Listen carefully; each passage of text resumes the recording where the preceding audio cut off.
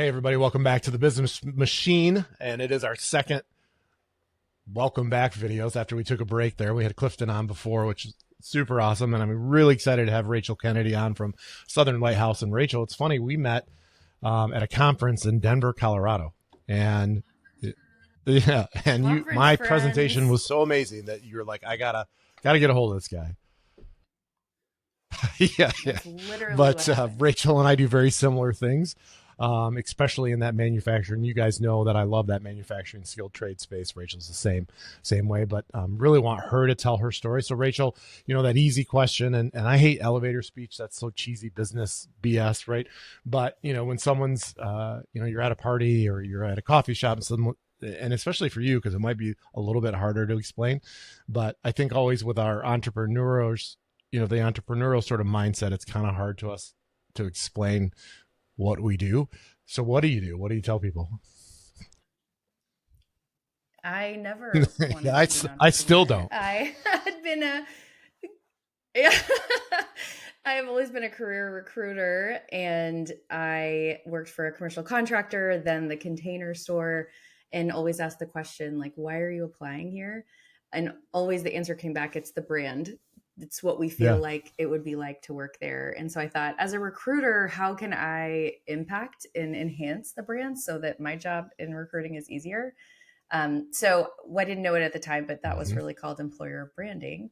And so I really started leaning into content as a form of recruitment. And I also realized instead of one recruiter, if I could empower all of our employees to be recruiters too, that would really enhance the brand and make my job easier. So I started teaching how to use LinkedIn. I started leading on our employees to network and start recruiting for us.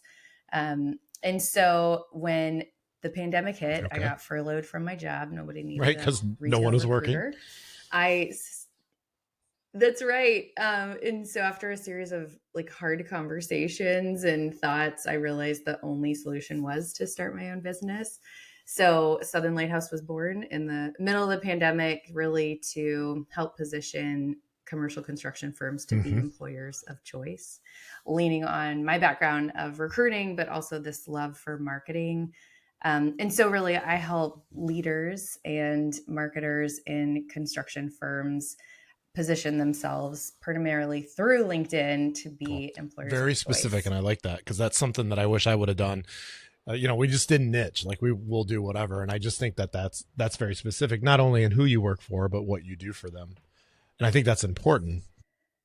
And it's been such an evolution though, to be honest, Brian. Like at the first few years, I was like, Right. literally, I will do anything just for give me some anyone who will money. pay me, you know? And I think, yes, it's been such an evolution of what I love to do and where the Mm-hmm. need of the market is. And really, I think that's such a strategy for success is like figuring out your passion and figuring out what the world's greatest need is. And where those two things can come together is One of the massively things I like to ask successful. entrepreneurs, I think two questions, but they're kind of the same. Number one, are you glad 3 years, 4 years later? Are you glad you did it? And number two, because what happens if you've ever read the E-Myth, but what happens is we start something because we're really good at something and we're passionate at it, but then we have to do it for work, and it's like want. It's like, wait a minute, I got into this because I love to do this, and now I got to do it because I got to keep my company alive, and then I got this, and so here we are 4 years later.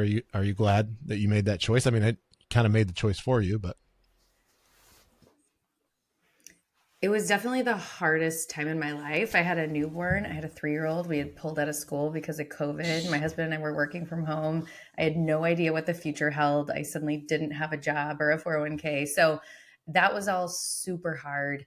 And I never would have chosen it in the moment. But now looking back, I have a 4 year old, a 7 year old. I'm able right. to pick them up at 3 o'clock. And so and I've also been able to expand my brain Yeah, so far beyond what I had done in house. I'm the accountant, I'm the CEO, I'm the janitor, I'm the marketer. Like being an entrepreneur, you have to wear all the hats. And I was very focused in my role, but this has really opened up yeah, different parts of my brain and expanded our company impact far beyond what I would have been able to sure. do within one company. Now we have, 40 clients. And so I think just looking at the ability to control my schedule, but also learn and grow and impact our community has Yeah, really good. made it a yes. I'm very glad that happened. And you're so right on the e-myth. Like thinking about, I loved recruiting. I loved being kind of that face of the company and interviewing, but I'm realizing my job is to teach Amanda fish and to help other people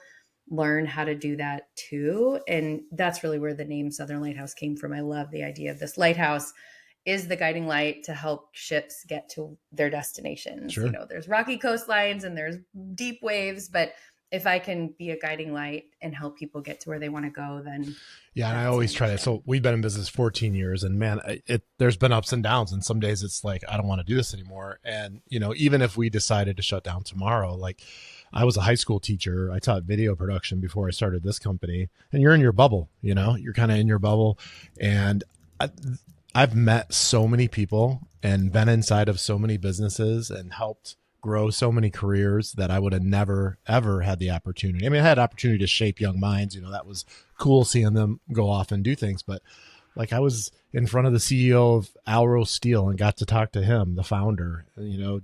Other founders that have been in business for close to 100 years now and have been third generation. I got to sit with them, and those are things that I never ever would have had opportunity. And I think the learning just alone, like me just learning marketing and learning just all the different ups and downs of business has been huge. So yeah, I think there is some benefits. And how did you? So now you've grown it to this point. You're still in it. You seem to still enjoy it. How'd you do it? Like, what was the key? Like, I don't even know all the steps, but what do you think really is the key to why you're able to have now 40 clients? Um, I I kind of see little changes and pivots and milestones along the way that really kind of helped us get to where we're at today. And honestly, the biggest one I think is figuring out what that intersection was of like what I love to do Yeah. and what people really needed. Again, I design websites, I design blog posts and graphics, and those are not my superpower. And so also suddenly saying like, I am not good at, I don't want to do this. This is not lighting me up. And then listening to my clients saying like, we're really struggling to find talent. We really don't know what to say. We don't know where to find candidates. We don't know how to tell our story. Like listening to that and understanding like where I'd come from, that intersection was massive. And so like this year we've redone our Mm-hmm. website, we've redone our messaging, we've redone our graphics just to Right. speak to that audience of like, we're here just for commercial construction leaders. And I think when people see Yeah. that, the thing I hear is Yeah. you get it. You totally get us. You understand, you've been there. And it's because we've pivoted and really niched down into this space that I think there's a lot of trust there. Yeah. And there's a huge need. I have given this same talk that I give in Denver, a bunch way back 10 years ago at a manufacturing council in Detroit. And so my talk was like, hey, the same thing is like we're marketing and advertising for talent the same way we did 20 years ago. We still hear radio ads for skilled trades jobs. We still see billboards. And so I think even back then and even today, it's still hard to convince some of these construction firms not only to brand in general, like they don't necessarily care about their website. They don't necessarily care about this because they get a lot of work on spec or on RFP. So now convincing them that they have to do this employer brand. I mean, how do they, or do they get it? Do they see that benefit? Because really, if you look at historically, like that really hasn't been done very often in that industry. Is it because they're struggling? Is it because they're like, It's we don't know what to do. We've tried everything. It's not working. Is it? That's exactly it. And I would say my ideal customer, it's the second generation owner. It's somebody in their 40s or 50s who recognizes that things Yeah. we've done before aren't working and we have to pivot and to do something different. So historically, the method is like post and pray. Our HR person will just like put up a job, people flood in. Well, that's not the case when we look at the number of Right. people we need in the industry and the number of people who are here. The alternative is to go headhunt. So we can pay, 30% of a first year salary, $30,000 for one person, and we have 15 openings. So that's not a sustainable model financially. And then you have employer branding, which is a new concept that really we are talking about what it authentically feels like to work here and attract people in, and build a good reputation for a good company. And so I don't usually do a lot of convincing. Usually people are like, we're We're bleeding desperate. Yeah, yeah. money on headhunters, or we have zero traction, we're desperate for something different. And it does take a little bit of an open mind to say, like, this is kind of a different way of doing things. But once they see traction, once they see compelling videos, once they see applications or listen in the interview, why did you apply here? It Yeah, definitely I want to talk proves about the that a little bit ROI. because I want to know why it matters. So we didn't have to do this before, and besides, we're desperate. We've got a shortage. No one's going into the skilled trades, whatever. Even though there's so many benefits of doing that, but maybe this generation. But what does that do? I guess that's the question I'm asking. Why does that matter, and why does anybody care? Because isn't it just like I'm thinking devil's advocate here? Isn't it just like, hey, I can go here and Mm-hmm. make $24 an hour when I start as an apprentice, or I can go here and make 26. Yeah, why Yeah, does it matter to a yeah, candidate what the brand feels like? You know, I see it's a good question. I see benefits from two angles. One is on the talent attraction side, which we were just talking about. The other is the current employees. And, you talk about like, right. oh, we just won best places to work. Like, there's a big sense of pride in where you work. And at the end of the day, like, money is a factor in different different importance to Mm-hmm. different, generations. But, um, at the end of the day, I think we all want I our do work too. to matter and be a part of something bigger than ourselves. And so if you work for a brand that you're proud of, I think that helps on both the recruitment Yeah, and and the I think retention how I side. describe that same thing, and I think you're right. And I think it's no different than what's happened, and I don't know why it's happened, but HR and marketing never seem to talk to each other, and why that is, I don't know. It's just historically been that way.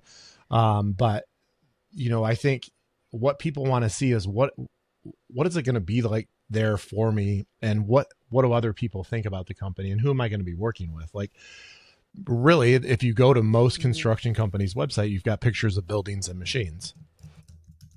And I did that at the conference. Like, Yep. I said, how many people in here have a picture of a building or a machine on their homepage? And 95% of people raise their hands. When in reality, if they're really desperate because I don't think they're as desperate for work, they always need to bring work in, right? But some of them, I don't know if they Yeah. told you this, but a lot of our construction manufacturing clients are like, hey, we would be able to do more work if we had the bodies to do it. Did you? Yeah. 100%. I heard that this week. A CEO said, we Right. can't bid on more work because we know if we win it, Yeah, we man, won't it's have the crazy. team to do it. And so, literally, this talent shortage and this brand perception problem is costing dollars on the business side in lost revenue because they're not even pursuing it Hmm. because they know they don't Yeah, have and I the think team it's on the hard. I other think side. that industry specifically, it was really smart of you to go after that industry because not only are they been historically, they haven't had to do this or they haven't had to market in this way, but kids are not going into the trades, and that's been happening for the last 20 some years. Now, 20 years ago when we were talking about this, it was really bad. Now, I think it's better. I think we're starting to see more people talk about apprenticeship is college, those kind of things, but still they're really battling, Mm-hmm. they're having a hard time getting those blue collar jobs. I think you're right. Not only is there a worker shortage coming into companies, but there's a worker Industry, shortage yeah. coming into the industry to begin with. So I think that's what you're speaking to is like, we don't necessarily have a company brand problem only. We have an Both, yeah. industry brand problem. They're dirty jobs, they're hard, they're outside, and all of that is true. I think by talking about the positives, you can make $100,000 coming coming out of school, if you want to be a plumber's apprentice, like there are Right. so many great things. There is amazing job security. There are incredible needs for tradespeople and commercial construction, and and lots of opportunity for growth too. So similar to what we should be doing in our companies, I Yeah. think we need to be doing in our industry and talking Yep. about Yeah. And the that's been, I mean, I've been positives. saying that forever. And I think if you're a young man or woman and you're thinking, hey, I want to make a lot of money, I want to maybe travel the country, and I want to have a lifelong job where I can eventually, you know, be at this level and run a whole organization like this, that is the place to go. We've got this one Yep. I met this Yep. one kid, Absolutely. he's like 24, I think. He's a welder at a manufacturing, and they send him all over the world for their machines.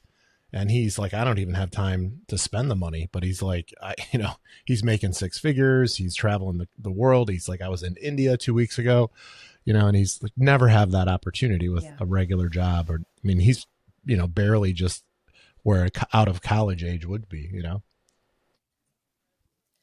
And that's an incredible story to tell. Like I would love for them to Yeah. go hire you to do their video, to follow him and say Yeah. like, I'm 21 years old. I was just in India. I'm headed to Singapore next week. I'm making six figures, and this is the opportunity I've gotten because Yep. I've chosen to go into I this know. industry and It's great. for I this love it. company. I love it. So you're 4 years Yeah. in. Yeah. All right. So Yes. where are you going to Yes. be at Yeah. 14 years in? What are you going to be doing? Um, I went through a small business incubator program called Mm-hmm. Goldman Sachs 10,000 Small Businesses this summer, and they really teach you how to be a business owner. I know. Nobody teaches you any of that stuff. So one day was on sales and marketing, one day was on P&L and L and cash flow, one day, it was different themes every day. It was pretty intensive, but also great to go through with other entrepreneurs who are all Yeah. just we're all just figuring it out. And so I loved their focus on what is the growth opportunity. Like you've clearly survived, but like how can you thrive? Where can you scale? And the thing I've thought about is I've been doing one-on-one LinkedIn coaching for 4 years. We're moving to a group coaching model. So like more people, more impact, same amount of time.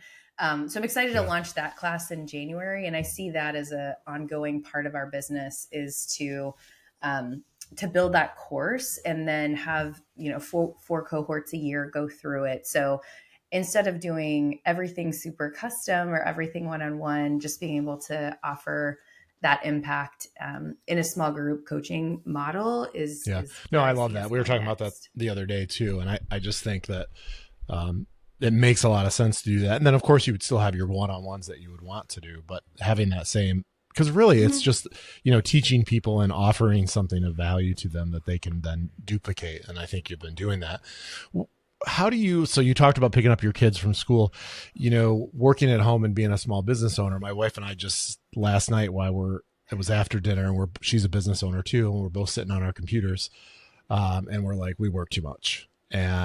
But what do you do? Like, she was seeing patients all day. I was doing meetings all day. So we're basically just in there cleaning up emails and stuff. So how do you make sure that you're going to run like a fine tuned machine, because you are the business, and you don't get burnt out?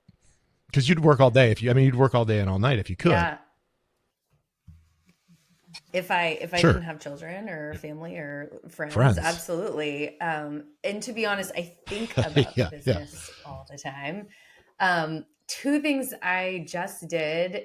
I did a time audit and looked at like where I'm spending all of my time, like from the minute I wake up to the minute I go to sleep. Like how long am I in the car? How long am I at the gym? How long am I checking emails? When am I checking emails? So Sure. that was enlightening in and of itself. I was like, oh, I'm in the car like kind of a lot. And then I put it into AI. So like I use Claude instead of ChatGPT, and I said, here's my time audit. How would you optimize my day? And ChatGPT basically came back and said, like, Uh you huh. need to time block. So do all of your emails at one time, do all of your admin stuff at one time, do all of this, and it was a really interesting idea. I was like, I am Yeah. context I switching bet. a lot. Same. Like, I Yeah. mean, just living in your inbox, you're all over the place. But if I just had like focus email time in the morning, focus email time in the afternoon, content creation time, client meeting time. Yeah, So yeah, I'm yeah. on week So one. it's going great. It's going So I'll great keep right you now. posted. But Yeah, yeah. yeah, feeling good. And then my admin helped like create those time Cool. blocks and color That's code smart. them in my calendar so that I have some accountability of like, I'm moving from this to this, as opposed to white space. I can just do I hate whatever that. and Yeah. check my email. Like it's keeping me a little bit Yeah. accountable. So I was doing that's what I'm really good trying at to do that to about optimize a my month time. ago, and then I kind of fell off the wagon. That email thing is killing me right now. And then I don't like days that I don't have much on the calendar because I'm not very effective. So, Yeah. Yeah. Well, it's good to know you need the time blocks just to hold yourself accountable for well, and I think those time blocks, whatever what it they is. really So, help so is not, they we'll protect your calendar because my calendar can get picked on by, can get filled pretty quickly by other people. But then it also allows what I like most about the time block is that it's that focus so that I know I'm only working on X during that time block. And that for me, like you can get so yes. much done if you have 50 minutes to do one task or two tasks or whatever. Right. I'm like, my time is very limited and very precious. And it's also helped me like visually see I don't Yeah. have time for everything. And so there are like podcast requests or random peck my brain emails or, get to know you coffees or Yeah, I lunches know. that are 45 I minutes know. away that I'm like, no, like that is not aligned. There's a little sign in a restaurant close to me that I love. And it said, figure out what you want and say no to Yes. everything that isn't that. And I just love that. Like now that I know what I want my life to look like, I'm going to work backwards. And if this Yeah. email doesn't align, no. If the podcast doesn't align, no. If the guest blog, no. And so it helps to have Well, I clarity made the in what yes. you want to do. I'm happy. I made the yes list. I know that's whoa. You did. Yeah, No, I yeah. was so Yeah. excited to be The on but that today. no, that power of no is huge. And I still do that a little bit, but I used to do it a lot. Like we used to Yeah. do all these networking things and we would be this group and this group. And then I started to go, what is my highest value? And as CEOs, we know what our highest value is. And our highest value is simply two things. One, it's leading the company, right? Inspiration, whatever, big ideas, and then sales. That's really the only two things you should focus on Absolutely. and get out of that day-to-day operation if you can.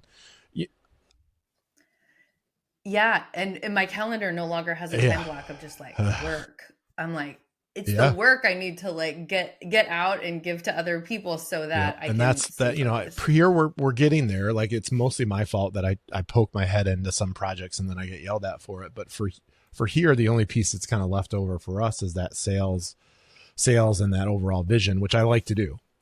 So for us, I think if I can get out of the Yeah. daily grind of the sales and just do the high level big ones, I'll be pretty happy. But I love talking about Yeah. mistakes Yeah. It's because good I vision. think, it's just, there's so many and things that we do and I still do on a not daily basis, but there's still mistakes that we make and we learn from our mistakes, right? Obviously. But what are some mistakes that you made or have made early on or whenever that you would tell a business owner like yourself not to do?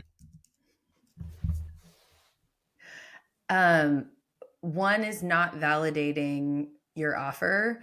I actually think your last Mm-hmm. podcast guest talked about that too. But I came out with a product. It was a LinkedIn like how to guide, and I priced it at like $300. I mean, it was a PDF of a few pages. I was like, this Gold. is great. I think this is amazing, and I put it out there, and no one bought it. And I was like, literally zero sales. And then finally, my aunt bought it, and I was like, I think Does she that has count? this That study for counts. me. I don't think she actually wants this. It Yeah, counts, no, I but I know. didn't feel like it at the time. So that was just like, okay, I need to like do some research. How much is this worth? How much are people willing to pay? Don't just Right. assume your thing is amazing. Like go check and test the market. So that was a mistake. I assumed too much about my customers and didn't validate Yeah, and sometimes ahead of that time. I think that one could say that you did validate because you put it out there and it didn't work. I mean, that you could always say that, like, yeah, that was just validation. My theory was right; it could not work. But yeah, Yes, and also like, um, I've learned to Yeah, I've sleep been on better at that. That's decisions, great you know, advice. especially after an intake call, you know, a new client calls and I'm that is like my peak excitement. I'm so pumped to get started. This sounds great. And often I would like send out my proposal, contract, invoice, let's go. I've learned to sleep on it because so many of those immediate decisions just came Right. from like momentum in the moment. But when I really thought about it, I was like, I'm not the best fit. Or like there were some red flags that I really overlooked just because I didn't sit and think about it for a minute. I tend to move quickly and want to take action, but I've learned to just sleep on Yeah, big and I decisions. think I've done a better job at that, and I think saying no thing has really helped. I know in the beginning, and we still do this sometimes too, but like it's really hard for me. I don't know, it's just my personality. I think being a teacher or whatever, but it's really hard for me if a client's like, "Hey, we don't really have that budget, but we could do this," it's hard for me, and I have to keep Yeah. remembering the value that we have, and rather than being like, okay, we can do it for this, just absolutely telling them no, that that's just not going to work because it's just not. And so I've been better at that, but I think we all have, especially when we're like, oh, cash flow's Mm-hmm. kind of low this month. We could do this extra job. So 100%. 100%. That's such a good yeah, the lesson. value Remember your piece, because what we value. have, and I think that's hard because I think as entrepreneurs and business owners who are successful, I think for some reason, and maybe not for you, but I think, I've always thought, well, anybody can do this, right? Like there's lots of people that can do this, um, better than me, maybe, and so what value do I have to bring? And it's like, Mm-hmm. well, no, you've been doing this for 14 years, and it'd be doing them a disservice if they didn't go with you. And so I think where most businesses don't succeed, here Mm. we are still rolling. And I think that's been always hard for me. It's like I have to just understand that the value that we have, because I think we've been doing the creative space for so long. We just assume that people can do it. In all reality, most people can't.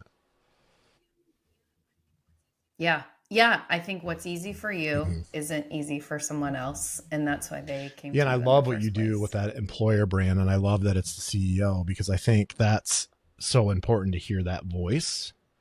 And how do you get them? Because I Yeah. imagine a lot of times they may say to you, like, well, I don't have anything to offer. Like, why would they want to hear from me? Um, and they've maybe never done anything like this before. How do you convince them, especially if they're doing video, right? How do you convince them that this matters and it works? I think leader voices are one of the most powerful devices that you can use when attracting talent and clients. I mean, Yeah. people want to know who they're going to work for. And so most leaders are silent when it comes to their external presence. They may have a town hall meeting or send out an email internally, but like they have no voice when it comes to marketing. And so there is absolutely, I see three hurdles that people really struggle with. It's like, one, I don't have the time.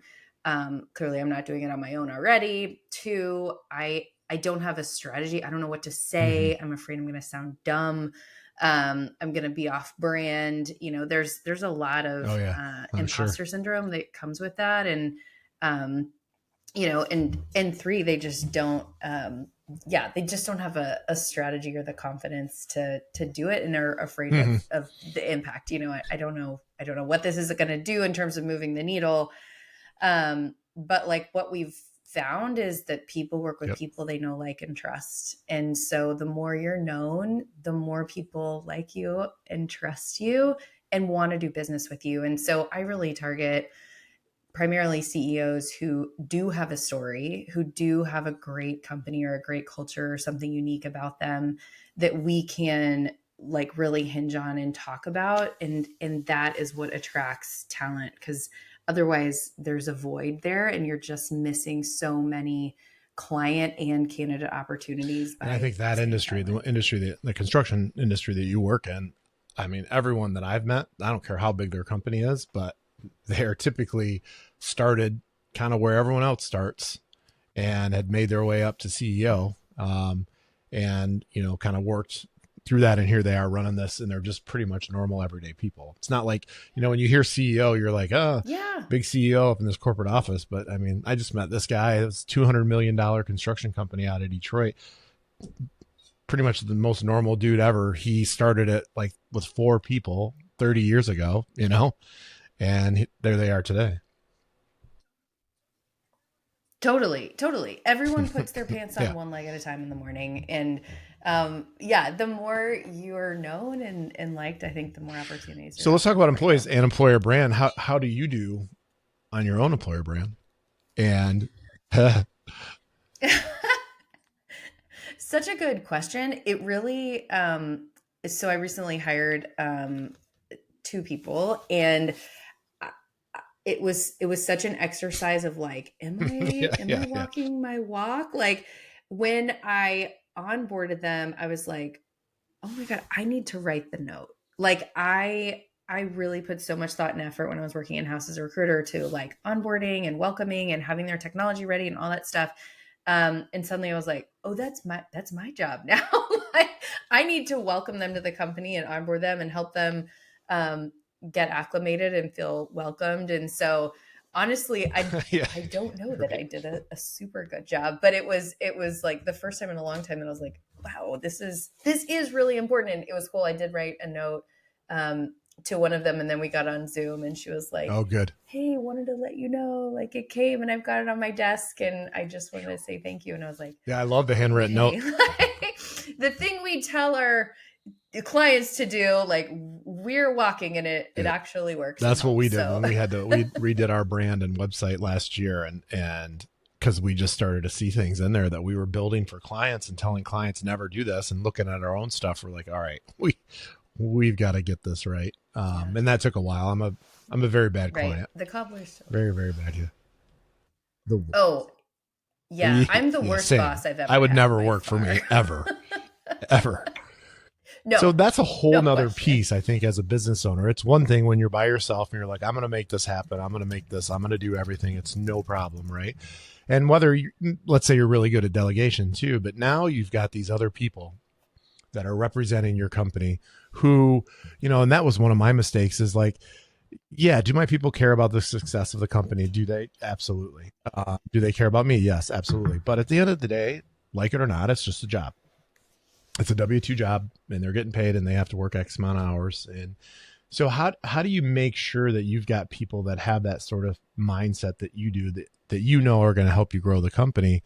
And then how do you continue to manage that? Because that brings a whole nother layer of responsibility, not just to your clients. Now you're responsible for your clients, but you're also responsible for your employees as well. Yeah, that's a good question. And kind of saying like, not only are they representing like Your brand, me, yeah. but also my brand and out into the world.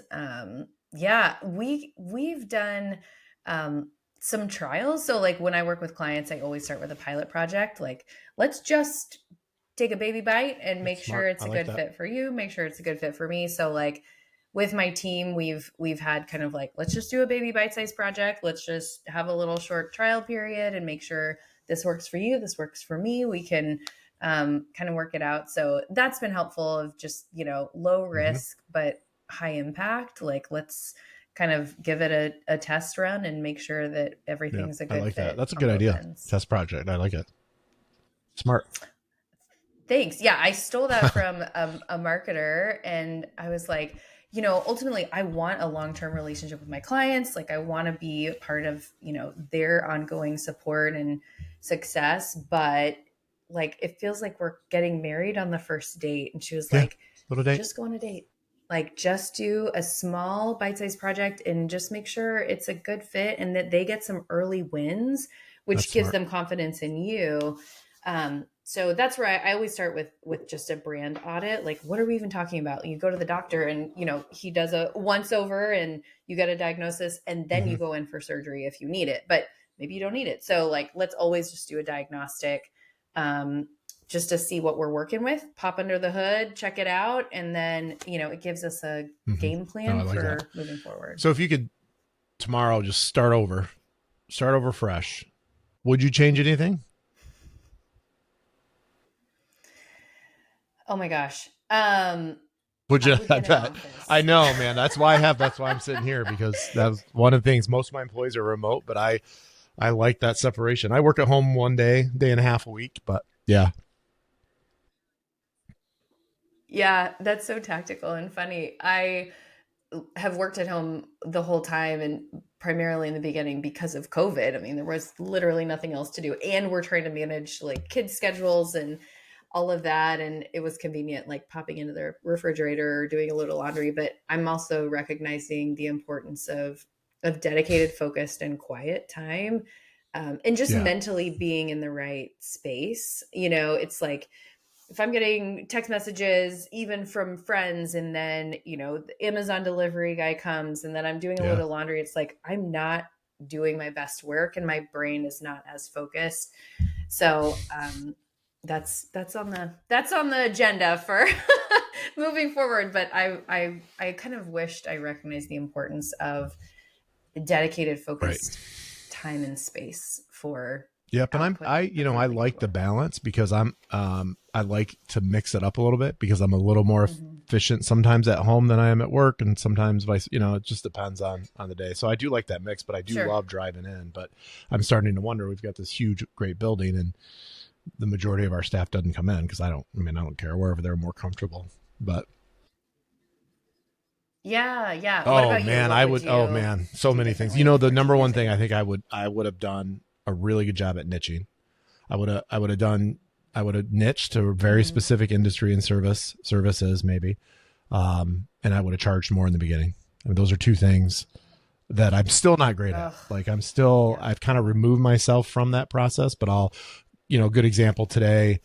Anne Marie, who's the head of our video department, was yelling at me because she wrote this proposal, and I'm like, they're not gonna. I know they're not gonna go for the amount. And it was like a couple $1,000s different.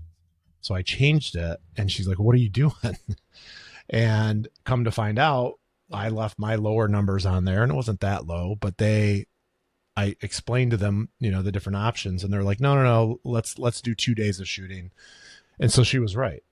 And so I need to remove myself from that, because if I'm on the sales call and I'm the CEO, like, I have that Mm-hmm. power. And if I remove myself from that pitch or that idea, and sort of like, well, that's our pricing, that's our policy, it helps. I love that, and that you have a more, Yeah. I don't know, objective voice, and that Oh, she's they comfortable enough to kind of that's the push story of my back life. on you. Comfortable But is an I agree. I would say, underestimation of what happens around here. Yeah, yeah, way to go, Anne Marie.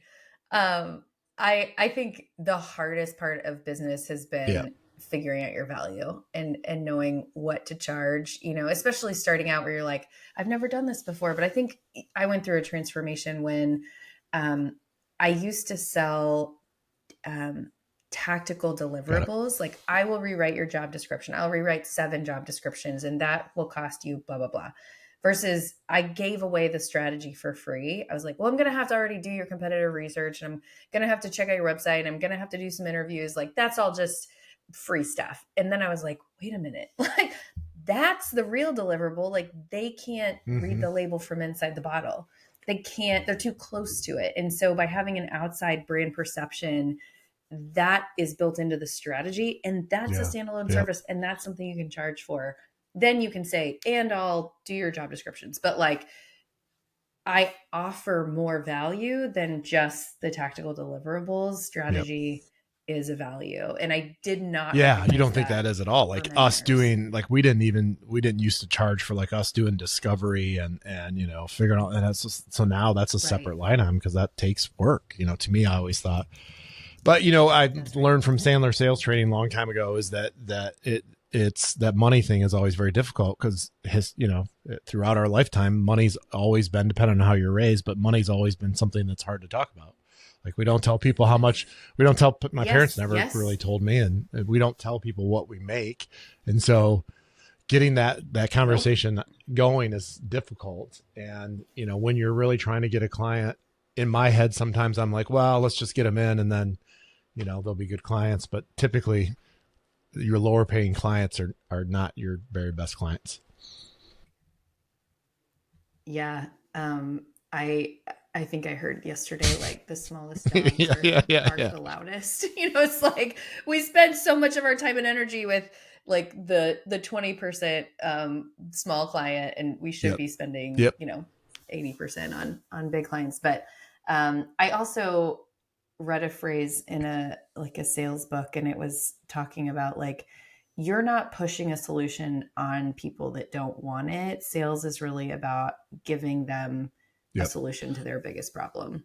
And so, in my discovery, asking the question, what's keeping you up at night? Um, and tell me more about that. And then how much is that Yeah. costing you? Like we talked about, you're spending, $30,000 per person, and you have 15 openings. That's an actual quantifiable value. And I can offer similar results Yeah. for a fraction of that cost. So like it becomes a number and a value discovery instead of the like, well, I don't know, we They don't really have a have a budget. budget. It's like, yeah.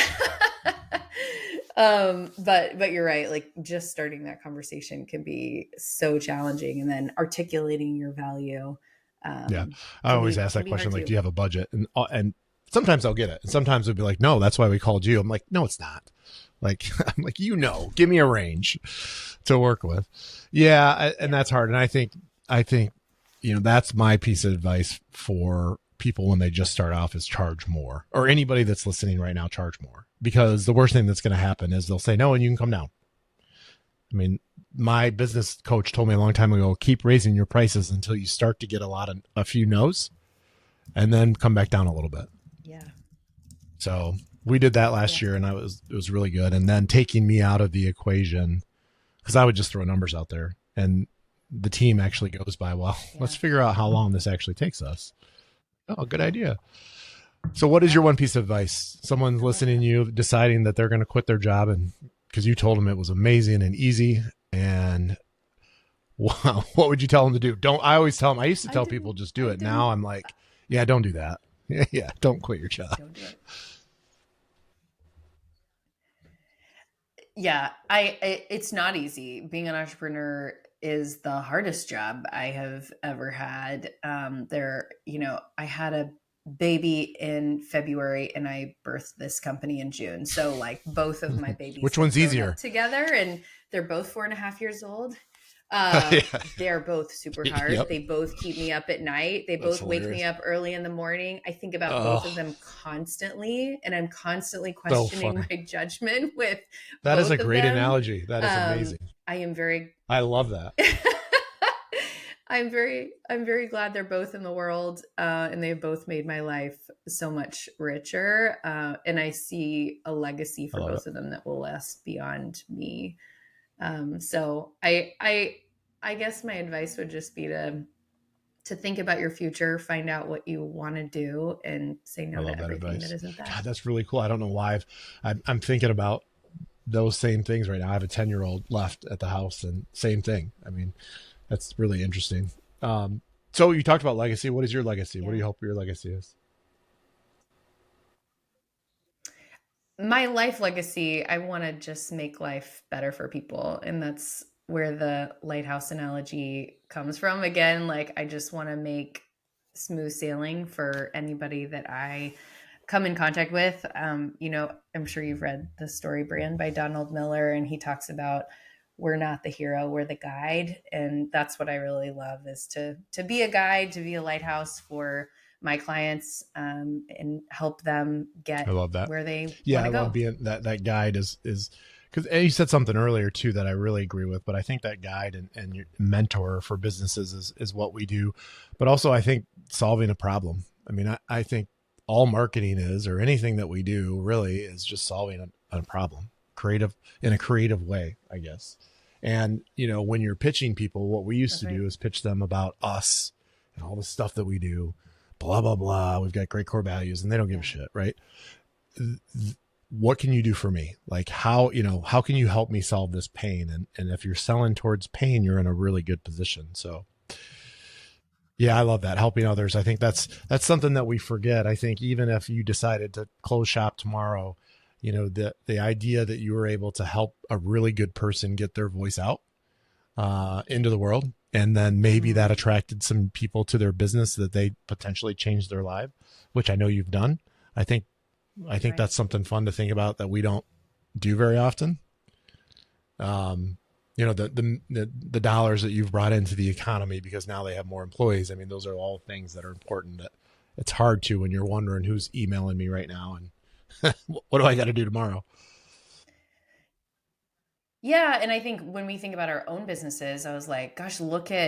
look at these 1099s, like look at your W-2 that you have literally put dollars in your employees' pockets that Yep. would otherwise not have been there. Like that's an incredible impact just within your own company. And then you think like in the work we've done, yeah, has brought in great talent and connected them with great companies or, you know, there's a tremendous impact there and that Most that days. keeps us going The before we get to the fast most questions here, days. last thing, what your perfect avatar is watching this right now, and he or she is like, well, I don't understand. Why does it matter? Why should I do this, and why should I do it right away? Talent has choices, and in this economy, they have lots and lots of choices. If you want to know how many, just go to Indeed and type Oh in my gosh. project manager and Yeah. see how many job openings there are in your city within your zip code. Um, and so it's important to stand out as an employer of choice so that they can want to work with you. And so I think by investing now, you can start attracting that talent, stop paying the headhunters, slow down on the ad spend, and stop relying on your under resourced HR people, um, and look outside the box and think about employer branding as a Yeah, long and I term love I sustainable really love solution. what you do. I think because it's not that anybody can do it. I don't mean it this way, but it's not like telling your customers, like your potential customers, it's not difficult. Everything is there. Like it's all there. It's all, and they Yeah. know it. That's when we go into clients and they're like, look, we know that we're the best at this and we know that we do all this great stuff and we know, but we're just not telling that story. And I think that's the same thing that you have. I mean, they're doing, it's not like you're making them into a great CEO and a great company to work for. They already are. They're just not telling anybody. Yeah, Yeah. that's right. Everyone has a Yeah. story. They're just not telling it. So it's our job to go in and extract that story and then they Very can cool. tell it All right. What's better. your favorite book? I just read Buy Back Your Time by Dan Martell. It starts with a police chase, but Mm-hmm. it's a business book about the value of your time and how important it is to delegate or delete all of your tasks. So that got me really excited about like just where do I have to be the Yeah. one to unload the dishwasher? Do I have to Yeah. be the Right. one to pick up the Yeah. kids Yeah. from school? Maybe not. You Yeah. know, You'll right get now I there. still am, but um, you know, just time is a finite Mm-hmm. and non-renewable resource, and we have to use it to And I think the it can best of all our get done. ability. I think, a lot of times we always say, well, there's just not enough time. If I had more time. But I think if you do manage your time, I think it can all get done. Yeah. Yeah, yeah, yeah. Yeah. At And least the and important that's stuff. the other piece. I think that's a really good point that you made is that some of the things don't matter. Yeah. So figuring out Yeah. what those are. What's your favorite quote? I read this quote: be a ladder to help someone up, be a lifeboat to help someone out, and be a lighthouse to help someone through. And that was just really inspiring and kind of inspired Mm-hmm. the name of my company. And so that's our goal is to Love it. help people through. Who would you have dinner with? If you could have dinner with anybody, who would you and why? Um, right now, Taylor Swift would be like Yeah, super my wife was interesting. just like, man, because we have a 10-year-old, and I mean, we like her too, but we're like, we missed we should have worked harder to go. I think. I feel the same way. I did not go to the Eras tour, feeling some regret on that. Saw the movie, love her, but I don't Yeah. know. She doesn't give a lot of interviews, so like it'd be interesting to kind of try to get deep down and see what So she's somebody like. watching this says, "Man, I got to work with Rachel." How do they do that? We would love that. Reach out. I'm on LinkedIn all the time. Rachel Kennedy, like the president. southernlighthouse.com would be great places to connect. I always love connecting. I try to give Okay. LinkedIn tips every week on LinkedIn. So that's just an easy way to connect, get some free value and Very cool. start the Well, conversation. Rachel, thank you so much. This was a lot of fun. I love podcasts just to get to talk to cool people like you. Thank And I'm you. excited that we met, and I'm sure we're going to be doing a lot. Me too, Rachel Brent. Thanks Kennedy, so much the for having owner me. and founder and CEO, president, everything, Southern Lighthouse. If you need help with your employer brand, you need help telling your story, give Rachel a call. She's got lots of tips for LinkedIn. And if you're struggling in that construction industry, like a lot of us are here in Michigan, to get good talent, Rachel can help you figure out a way to make that happen. So, and thank you for listening. I'm really excited to be back on the Business Machine. If you know anybody that we should be talking to, please let us know and share our podcast. And we'll see you on the next edition of the Business Machine.